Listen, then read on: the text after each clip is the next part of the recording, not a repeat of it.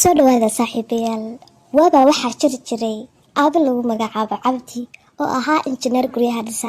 Cabdi wuxuu deganaa guri casri ah oo 2 dabaq ka kooban, qayb sare iyo qayb hoose oo aad u qurux badneyd. Subax kasta Cabdi wuxuu shaqadiisa u wadin jiray gaarigiisii oo aad u jeclaa, isagoo soo dhisay guryaha. Maalin maalmaha ka mid ah, markii uu shaqada ka soo laabtay ayuu arkay wiilkiisii Faysal iyo gabadhiisii Ayaan oo ku jira qolka fadhiga, iyagoo ka fikiraya oo isweydiinaya sidii ay ku tagi lahaayeen dalxiis. Markii ay arkeen aabahood oo soo galay, si farxad leh ayay ugu soo ordeen, waxayna ku yiraahdeen, aabe, fadlan noo kaxee dalxiis, waxaan rabnaa inaan aragno duurka iyo xayawaanka. Cabdi wuu qoslay, wuxuuna markiiba aqbalay codsigii ilmihiisa.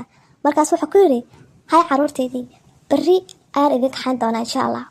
Isla habeenkiiba Cabdi wuxuu qorsheeyay safarkii, isagoo soo qaatay maap ama qariirad warqad ahayd oo u taalay gurigiisa. Waxauna eegayay meesha ku habboon dalxiiskooda, isagoo aad u furinayay meelaha miyiga ah maadaama uu caruurtiisu ka codsadeen baadiyaha. Ugu dambeyn, isagii caruurtiisii meel bay isla doorteen, meeshaas oo ahayd meel aad u soo jiidatay sababtoo ah waxay ka fogeed buuqa iyo sawaxanka magaalka. Caruurtiisu waxay aad u rabeen meelaha keymaha ah oo dabiiciga ah inay ku soo dalxiisaan oo ay jawi degan ku soo qaataan.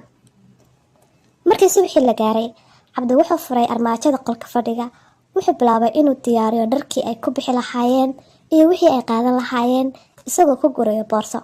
Faysal iyo Ayaan waxay dhinaca taagnaayeen aabahood, ayagoo aad u faraxsan, aadna u xiiseynaya safarkaas. Sidaas ayay safarkooda ku bilaabeen. Markay gaareen meel baadiye ah oo cagaaran, waxay ku nasteen meel geedo hoostiis ah. Waxay daawanayeen cayayaanka yaryar sida balanbaalisaha hawada sare ku duulduulaya iyo shimbiraha, ayagoo aabahoodna tusaya.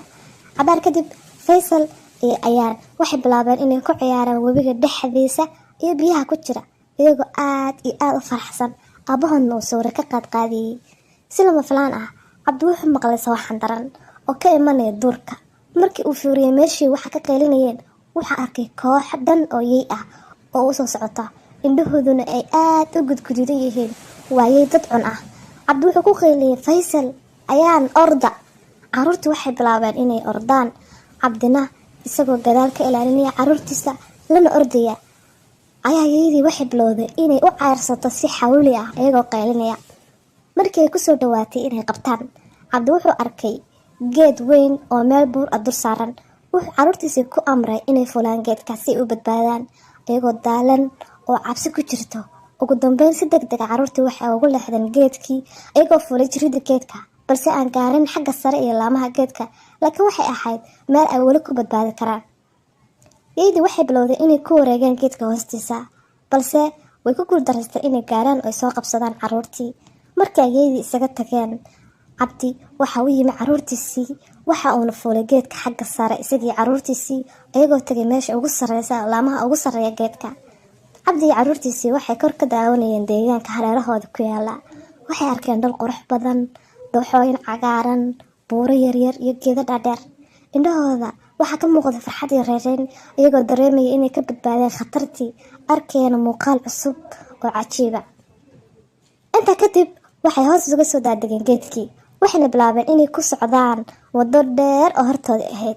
Sidii ay u socdeen, waxay soo gaareen buundo yar oo alwaax ka samaysan oo biyaha webiga dul marta. Cabdi wuxuu mar walba hor socday caruurtiisa si uu hubiyo inay meesha ammaan tahay. Faysal iyo Ayaana waxay ka dambeeyeen aabahood, ayagoo markasta raacaya siduu ku amro ee wuxuu dhaho. Markay buundadii ka gudbeen, waxay yaqiinsadeen inay soo badbaadeen oo ka badbaadeen halis weyn oo ay wadajir u badbaadeen. Aabaha ayaa markasta dib eegayay, isagoo hubinaya in caruurtiisa nabad yihiin oo aan wax xayawaan oo halisa uusan daba socon. Ugu dambeyn, waxay soo gaareen meel ammaan ah oo ay fadhiisteen. Cabdi wuxuu bilaabay inuu u mahadceliyo Rabbigiisa, isagoo kula caruurtiisii, Ilaahay mahadis weeye. Haddii aad soo badbaadaan caruurteedii, mar walba haddii aynu wada joogno oo aan isbaqalno oo kala dambeyn ku soconno, wax walba waynu ka adkaan karnaa. Caruurtiisina waxay u mahadceliyeen aabahood, ayagoo laabta geliyay.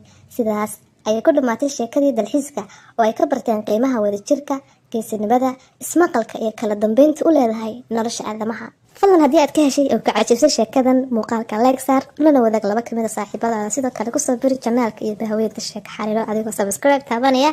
Wassalaamu calaykum.